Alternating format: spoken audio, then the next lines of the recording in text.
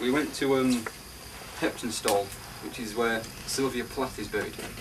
And in the old church of Thomas Becket, about 85% of the graves that are left have actually got no markings left on them.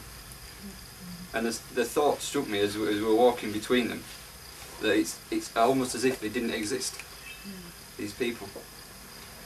And this is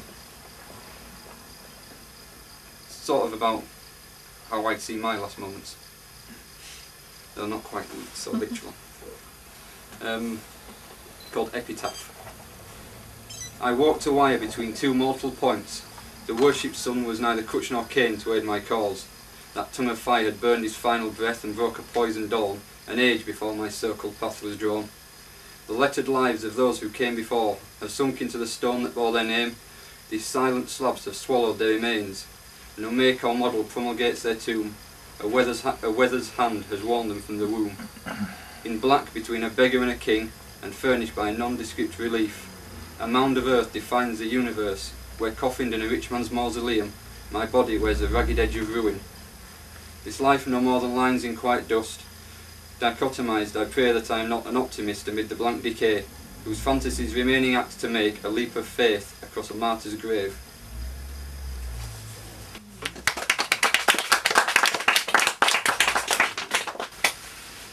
This one is...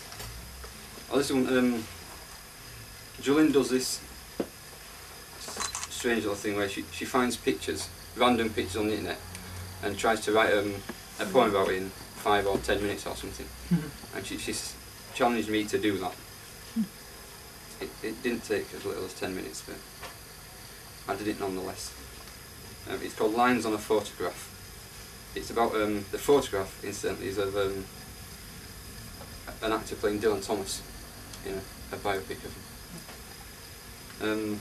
The sad-eyed poet, dressed to suffer, falters at the seam of death.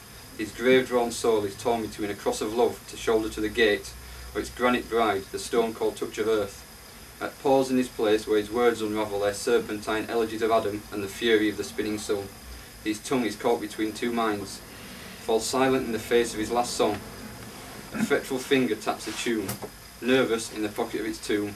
The living nerve is burned beneath a wicked and unworthy sack of skin, greedy for the wisdom of escape.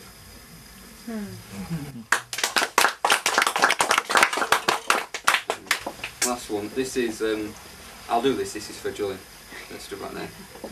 It's a little more, as Geddy Lee would say, it's a little closer to the heart. It's called Legend. I met a girl who claimed she cast the moon in the image of a dead man's breath, blowing through the sulphuric sound that surrounds the sum of our silences. In this still point, where words shatter from their sentence, crash through cacophony and die an onomatopoeic death, she lives inside a metaphor of her loves. I met a girl who snapped the bones of winter from the earth, bent them to a frozen form of birth, and buried them beneath the gravelled snow, to bloom once more from summer's grave. And when she told me love is the last sentiment to die, the ground quaking dawn drummed through the legend of her eye its solitary note, raising the night.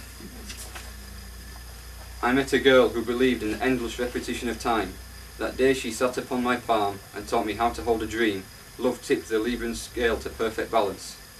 There is a halcyon colour to the sky, where adrift on the sea of our eye, on a collision course with my horizon. I thank the star that guides my tide-turned vessel ship to shore. That's it.